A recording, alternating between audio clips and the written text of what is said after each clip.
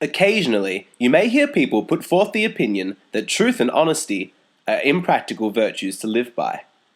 Phrases like, nice guys finish last, and everybody lies, can give the impression that while truth and honesty might be a nice ideal to aspire to, it is ultimately impractical. In this video, we're going to explore how accurate this perspective is, and whether honesty and truth can be defended not just on a moral basis, but on a practical one as well. The moral basis of honesty is reasonably straightforward. When you speak the truth to people, you are providing them with the relevant facts and information that they need so that they can make as informed a choice as possible. If someone is lied to, then they are forced to make choices out of ignorance that can lead to suffering, confusion, and other unpleasant consequences. Designating the truth as good and lies as bad is rarely controversial. Even those who frequently lie generally acknowledge the moral superiority of truth. Their objection is not on any basis of ethics, but on the grounds of practicality, and from one perspective, there are good reasons for this. There are countless situations where lying could be beneficial. Consider the example of a man who applies for a job for which he is not qualified. If he speaks truthfully during the interview, then he is likely to not be employed. However, if he lies about his qualifications, then he increases his chances of being employed. His job will bring him many benefits, the most obvious being his salary. Consider another example. A man with few talents or achievements is in a group conversation at a party where he has been asked about his life. If he speaks honestly, then he is unlikely to gain these people's respect and admiration. If, however, he exaggerates his talents and presents himself as a highly successful person, then he increases the likelihood of evoking admiration and respect.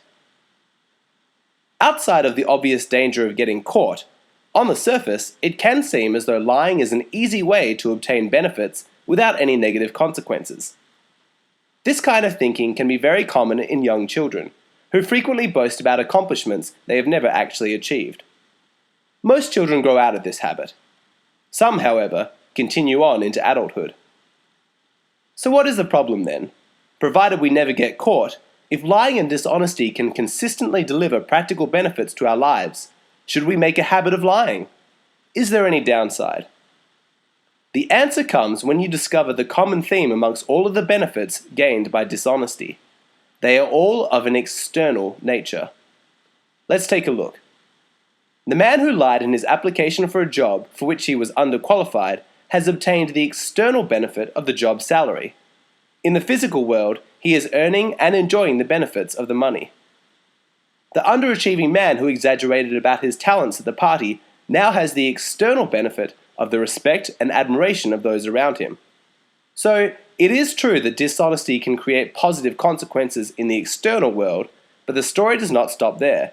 For every time you speak a lie, there are unavoidable negative consequences that are experienced internally. Let's take a look at the man who lied about his job qualifications. Though he may not be consciously aware of it, every lie he tells is registered somewhere deep in his psyche. Like a sleepless umpire who constantly keeps score, the unconscious is always keeping track of your actions and delivering self-esteem accordingly. One of the absolute prerequisites for a positive and healthy self-esteem is an ongoing commitment to reality. It is the unavoidable consequence that when you speak a lie, you send your message to your subconscious, I am not capable of dealing with the truth of reality, so I need to lie. Lying is necessary for me to compensate for my innate defectiveness. I am inherently unworthy and cannot cope with life unless I deny the truth and lie about it. It does not matter whether you are dishonest with others or with yourself. The consequence is the same, and the health of your self-esteem is undermined. When people lie to gain something they haven't earned, whether it's something material like a job, or something spiritual like the respect and admiration of others, it simply reinforces their lack of self-worth. When someone does feel they are unworthy of life, and so begins to lie to compensate, it begins an endless cycle that reinforces the low self-esteem and the necessity of lying as a coping mechanism. The thought that there is something so inherently defective about you that you are unworthy of life is so terrifying that few people would ever admit to themselves that this is how they feel deep down. For many, dishonesty is much more preferable than confronting this truth.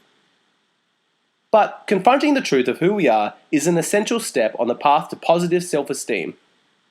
Even those who have attracted every kind of external luxury into their life will not be happy if it was obtained by dishonest means. You could be rich, famous, and even widely respected, but if your internal reality does not match, any satisfaction you feel will only be fleeting. If you want true inner peace and happiness, self-esteem is a step that cannot be skipped.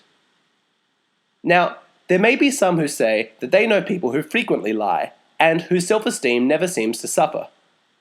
On the surface, it appears as though they are immune to all of the negative psychological consequences that usually stem from dishonesty.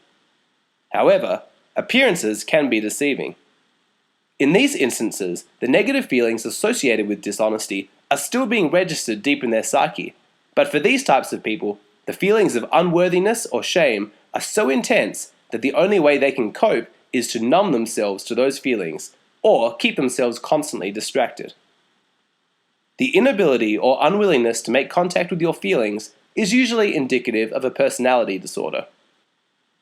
Though people like this can appear to live without shame, guilt, or empathy, the truth is that those feelings are so overwhelming and the fear they evoke is so palpable that they can never be acknowledged. People like this are not making a success of dishonesty or in any sense getting away with it. The reality of a dysfunctional psychology built on constant avoidance is that they live in a perpetual state of terror that those uncomfortable feelings will be triggered in some way and they will be forced to acknowledge them. They use lies to try and control their environment so that this never happens. In this kind of existence, there is no happiness or inner peace. Looking forward, it is clear that if you desire positive self-esteem, then the most practical choice is to adopt a general policy of honesty and truth. However, do not make the mistake of oversimplifying the matter and embracing a philosophy of always speaking the truth, regardless of the circumstances. The truth is powerful and can trigger strong reactions from people, both positive and negative. It is always your responsibility to discern how much of the truth you share and when you share it. To use the truth as a weapon at an inappropriate time can be cruel and just as corrosive to your self-esteem as lying. On the flip side, you must also be wary of people who would use your honesty as a weapon against you. A classic example of this would be if you were held prisoner by someone who demanded to know where your loved ones were. To tell the truth in this instance and put your loved ones in danger is neither moral nor practical. In this case, you have an obligation to lie or to withhold the information. Though it's an extreme example, this principle is universal in its application. If you know for a fact that someone has ill intentions towards you, then answering their questions truthfully could be harmful if they later use it against you. If they try and make you feel guilty about withholding the truth by calling you dishonest or questioning your integrity, ignore them. In legal proceedings, defendants have a legal right protecting them from self-incrimination, meaning that they cannot be forced to answer a question or produce evidence if doing so would incriminate them. However, this is not just a legal right, but a moral right as well. So do not grieve for all of the things that you could have attained by lying, but didn't because you're an honest person. You have demonstrated that you are capable of acknowledging the truth of reality without the need to compensate by lying. Your self-esteem will be healthy, and your internal world will be at peace. Honesty is the superior choice, not only in the moral sense, but in the practical sense as well. Think now of those special people in your life who are consistently committed to living lives of honesty. Think of how great it is to have role models like this who inspire you to live authentically and speak the truth. Share this video on Facebook and tag those people who have always encouraged you to be honest with yourself and others, and to living a life committed to truth. Let this video say, "You're awesome and you inspire me." Let this video say thank you.